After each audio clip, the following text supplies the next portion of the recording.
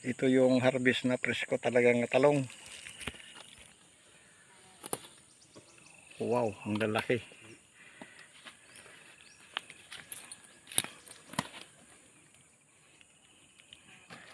Magandang araw po sa atin namang pagbabalik, Tanim Oras Vlog.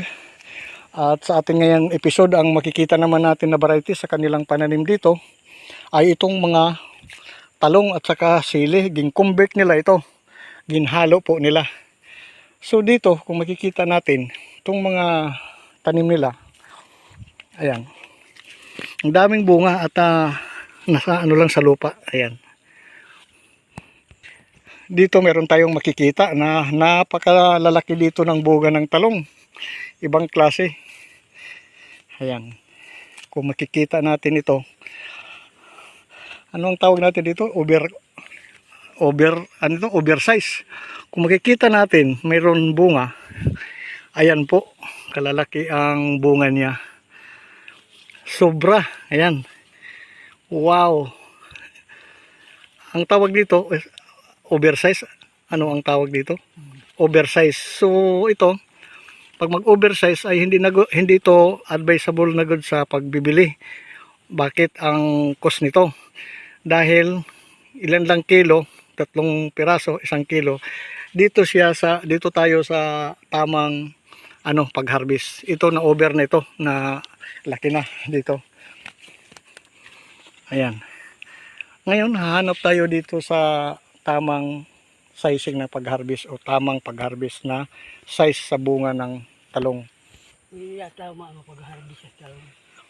Ito mga katanim, sabi dito sa expert natin, farmers nagtanim, yan yung mga tama na pag-harvest. Yung kanina oversized, ibig sabihin ito na yung tama pambenta sa palengke po. Kaya ito yung mas mabili kaysa doon sa malalaki po. So yan lang po ang makikita natin at napakaganda po dito ng kanilang mga tanim at mga healthy talaga. At wala tayong masabi sa kanilang pagtatanim at mabababa yung talong at saka ito naman ng mga sili sa una ay ganun sila ka healthy. Ito nga ni ginjoin nila meron dito sa ilalim mga talong na bunga, ito malalaki, mga oversize na. At mayroon pa dito sili, ayan. Ganito po kabababa dito ang kanilang po mga tanim at healthy at maganda ang lupa nila dito. At sa mga varieties, pasok na pasok po 100% po ang kanilang pagtubo hanggang po sa pag-harvest. Itong kanilang area ay pinag-harvestan na po ito na atin ngayon nakita. Convert nila talong at saka itong mga sili. Ayan. Ay dito po continuous pa po ang pambunga. Ginhalo-halo po nila ang varieties ng mga kanilang talong at saka itong mga sili na kanilang itinanim. At dumaan po yung tag-init at biglang ulan, kaya makikita natin itong naluyos at tawag dito, katulad nito. Sayang, ayan. Mabababa lang sila pero ayan, hindi na siya ito makaka-recover. Ito ang tama ng ulan at saka sobrang init. At dito naman sa talong wala problema at ito ang matibay. Lalo itong puno na mababa lang.